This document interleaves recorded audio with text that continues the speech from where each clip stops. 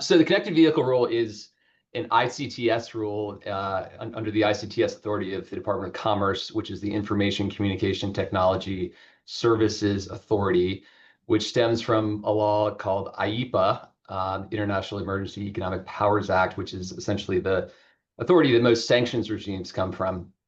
And it's really a first-in-kind regulatory regime that is focused on risks in a specific category of the ICTS sector, and in this case, the connected vehicle sector. And just to start, connected vehicles sounds like it's some special kind of car that is different, or is it just EVs? The Commerce Department made clear, no, this is every car that's been made for the last, I don't know, a decade really is what they're talking about, because all cars have some sort of connectivity.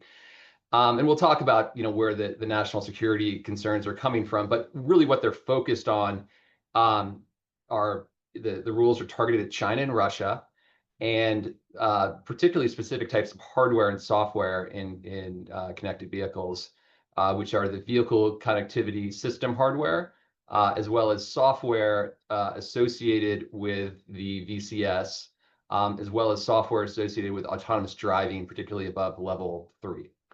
What the rule does is that it prohibits the import of VCS hardware that is designed, developed, manufactured, or supplied by persons owned, controlled, or subject to the jurisdiction or direction of China or Russia. Those are long terms. I'll shorten them going forward, but that's kind of the framework that we're operating in. So first one is you can't you can't import the VCS hardware.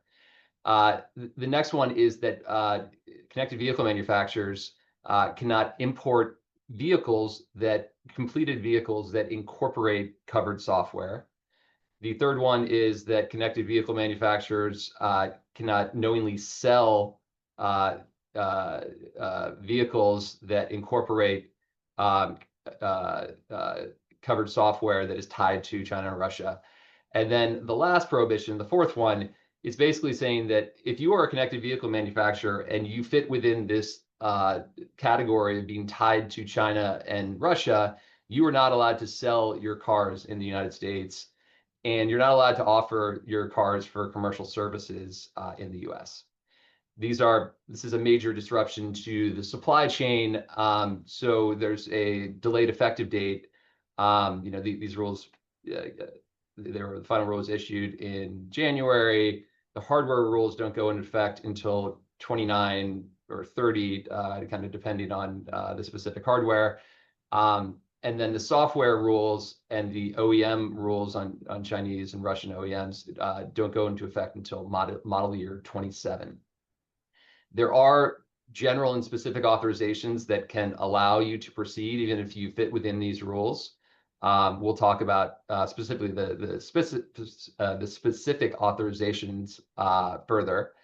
But one final point, just to wrap up on this, is like the way that this is going to be enforced is through this idea of a declaration of conformity that an importer or a connected vehicle manufacturer will need to submit on an annual basis to basically say that they've done the diligence to make sure that they're not violating these rules with respect to the cars that they're selling or the hardware they're importing into the United States.